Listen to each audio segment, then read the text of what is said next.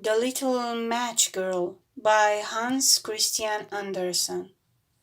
It was terribly cold and nearly dark on the last evening of the old year, and the snow was falling fast.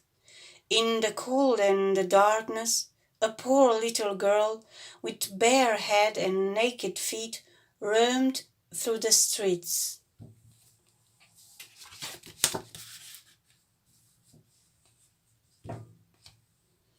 It is true she had on a pair of slippers when she left home, but they were not of much use. They were very large, so large indeed that they had belonged to her mother, and the poor little creature had lost them in running across the street to avoid two carriages that were rolling along at a terrible rate. One of the slippers she could not find, and the boy seized upon the other and ran away with it, saying that he could use it as a cradle when he had children of his own. So the little girl went on with her little naked feet, which were quite red and blue with the cold.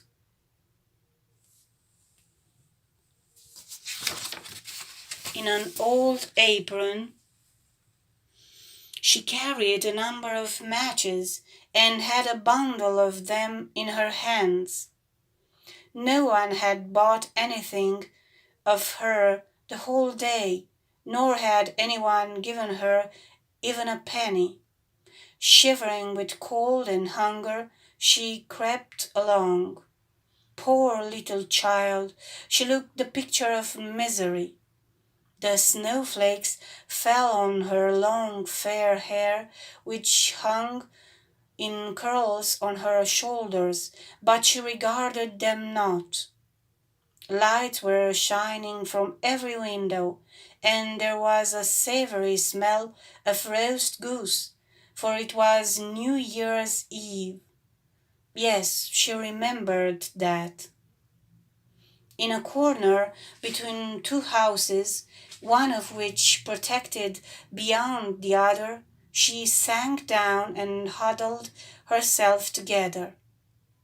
She had drawn her little feet under her, but she could not keep off the cold, and she dared not go home, for she had sold no matches, and could not take home even a penny of money. Her father would certainly beat her.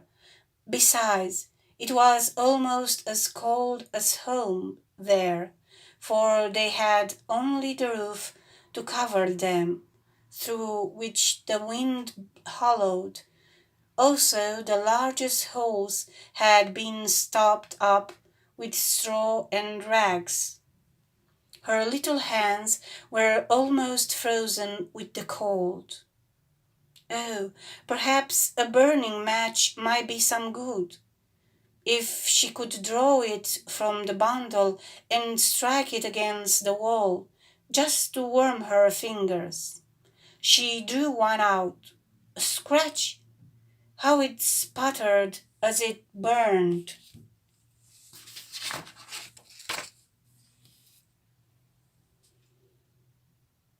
It gave a warm, bright light like a little candle as she held her hand over it. It was really a wonderful light. It seems to the little girl that she was sitting by a large iron stove with polished brass feet and a brass ornament. How the fire burned and seemed so beautifully warm that the child stretched out her feet as if to warm them when the flame of the match went out. The stove vanished, and she had only the remains of the half-burnt match in her hand.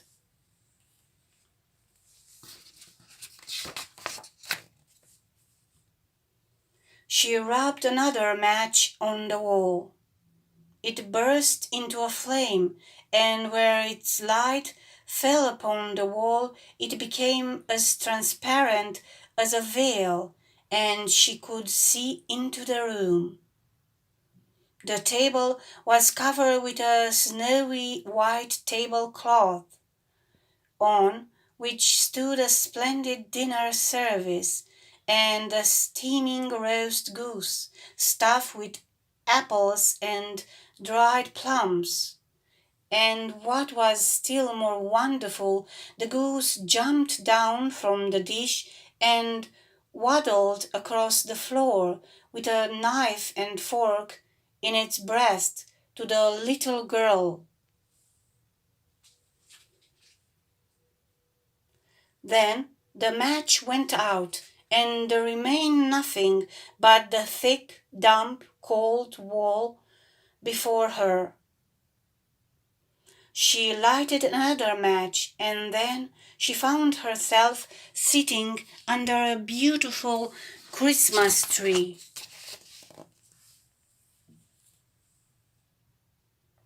It was larger and more beautifully decorated than the one which she had seen through the glass door at the rich merchant's.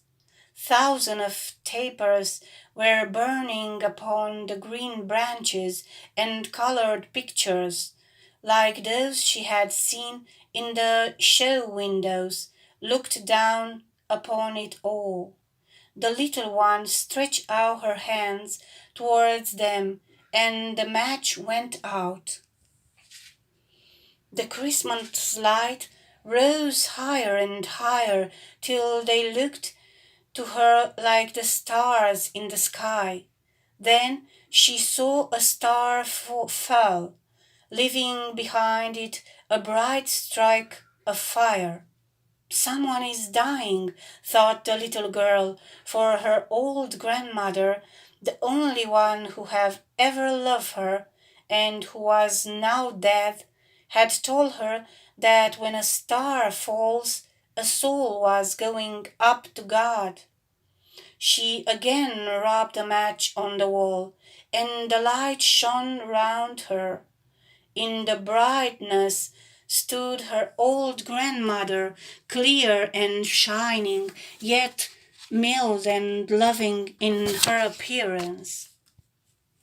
"Grandmother," cried the little one, "oh, take me with you. I know you will go away when the match burns out. You will vanish like the warm stove, the roast goose, and the large, glorious Christmas tree."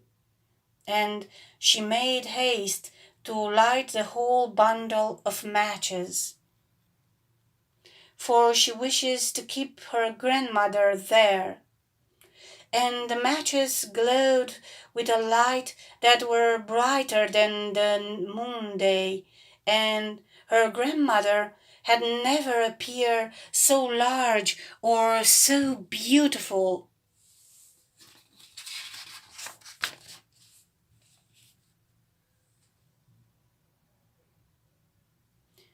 She took the little girl in her arms, and they both flew upwards in brightness and joy far above the earth, where there was neither cold, no hunger, no pain, for they were with God.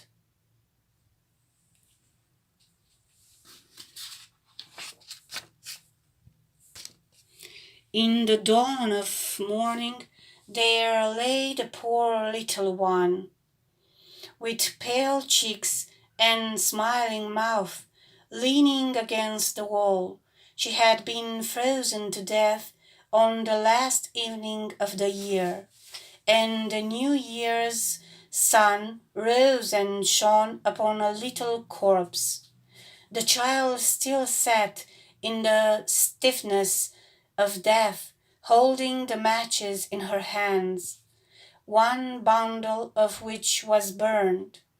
"She tried to warm herself," said someone.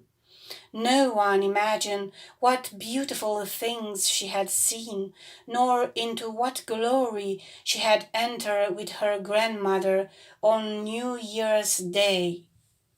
The content creators need each of them at least 1,000 subscribers. Be one of them. Please subscribe. I understood that it is free and will not cost you money. Thank you very much.